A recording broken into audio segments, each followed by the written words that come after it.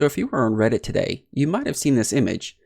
This was actually posted by me on the r/Minecraft subreddit, and it was actually trending on that subreddit. It actually was in the top 5 before it actually got trending on all of Reddit today. And for about 6 hours, it was going, and I ended up getting 15,000 upvotes for this particular image. Now you're probably wondering what this image is. Well, it's actually based off of this original Minecraft image, but you can tell it's a little bit different. What it is actually a mosaic, and what I used is I've played Minecraft for the last 4 years, particularly on 2b2t, and I take lots of screenshots. In fact, I have over 16,000 screenshots, and I thought it'd be really cool if I could take all those screenshots and do something with them. And I remember you can do kind of a cool mosaic with certain programs out there, and that's exactly what I did. I used all my 15,000 screenshots to produce this particular image. And if you actually zoom in on it, all right, let me get in there, you can actually see a lot of my screenshots. Ooh, like here you can see my sundials right there. I can see some map art. You can see some nether area. You can see underwater. Lots of cool things. And this was all created in a program, all my screenshots. And I thought this was a really cool thing. I posted on my Twitter, and Reddit was loving it. Like I said, 15,000 upvotes. The problem was, like I said, majority of the images I took from were on 2b2t. And then about 6 hours after it was posted, the mods took it down. So a mod took it down from the r/Minecraft, and it says this post was removed on the basis of several reports of there being swastikas, Nazi imagery, and other vulgar screenshots within the screenshots used for the whole image. Now, is he wrong? Of course not. He's not wrong. And then actually, let me show you. So right here at the corner, right here, obviously, there's that. There's also these 2 images right here. So unfortunately, what I created, though very cool, since I didn't go through my screenshots, and since I play on 2b2t, sometimes I take screenshots of things that are inappropriate because that server, as we all know, is in a very inappropriate server. And I happen to have a couple screenshots in there that the program just flagged that would be perfect for the color coding. And unfortunately, it stuck them in there. And the mods rightly, banned the image. It's fine. They caught the images. I mean, I didn't see that. But good on their part, bad on my part, because I thought this was a really cool idea.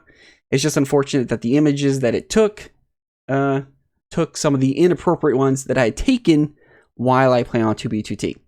However, I thought this was really cool, and this is a really cool thing to have. And if you want to know how to do this, I will actually show you how to do this right now.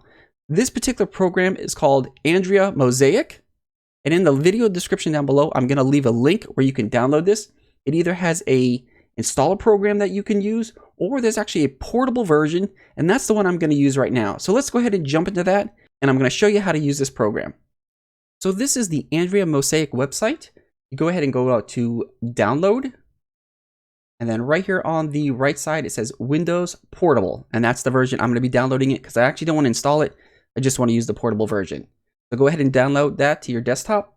So here's my copy of AndreaMosaic. I'm going to go ahead and open it up. I'm going to go ahead and click accept, and I'm installing it right into this folder. So click extract. Now it's going to put it all in here. It didn't install it. It's just in this particular folder. And the version you want to run is the first program. It's called AndreaMosaic right there. So this is what the program looks like. So the first thing we're going to do is we're going to click the image that we want to turn into a mosaic. Now the mosaic size, you can give it different chooses of what you want. You can have any really sizes like paper size, 20 inches, 3 feet, 6 feet. You can make this huge. You can make it poster size, however big you want it. But I'm going to keep it on A3 just for right now. This is the resolution. You can go higher, you can go lower, whatever you want to do. I'm going to keep it at just 300 just for this image.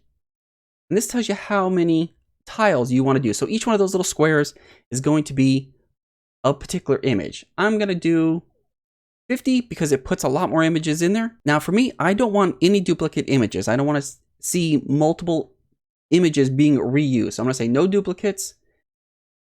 And I want no duplicates. I want no duplicates at all. But if you have less images and you need particular images to fit, you may want to do duplicates. But for this particular example, I'm doing no duplicates.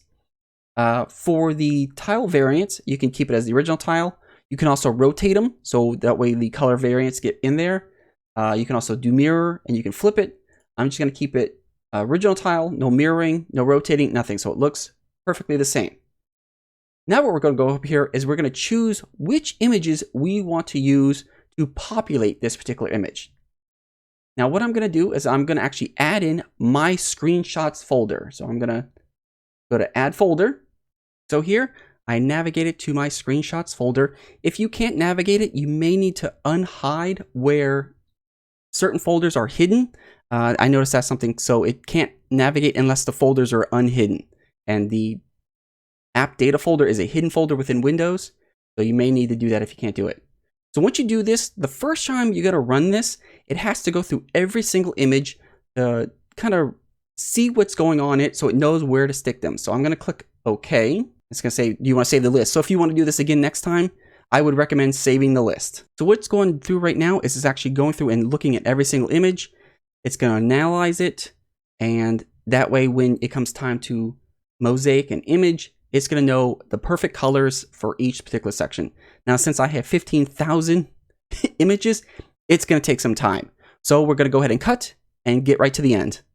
Then after about 40 minutes of rendering my 18,000 images, I was only off by about 3,000, it'll go ahead and ask you if you want to save the list. Of course, you can save the list. That way, if you want to do this again next time, you're not waiting all the time for it to reanalyze all your pictures. So now I'm going to go ahead and go back to the main window.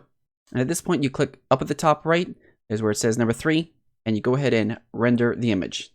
You may get an error depending on what options you choose. It's just letting you know, hey, you may not have enough images to exactly match everything, but would you want to still do this? And I'm going to click, yes, I still want to continue, because it'll still pick images close enough to match to figure things out. And then depending on the options that you chose to render the image, it may take a couple seconds to render or a few minutes. Once it's complete, it'll ask if you want to open up the folder to view the image. And there we go. That's the image that I currently rendered for this particular settings.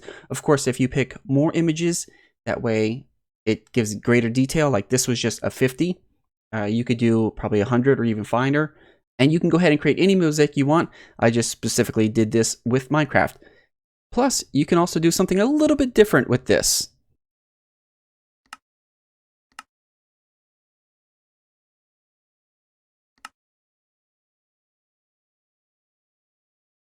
What I did is I took the PNG panoramic and I rendered it with my specific screenshots. So the panoramic that I'm seeing on my screen right now is created all from my personal screenshots.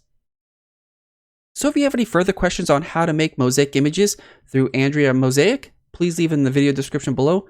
There's also several videos on YouTube that you can watch to give a bit more detail than I did on how to use a particular program. But once again, I want to thank you guys for watching the video, and I'll catch you all later. See ya.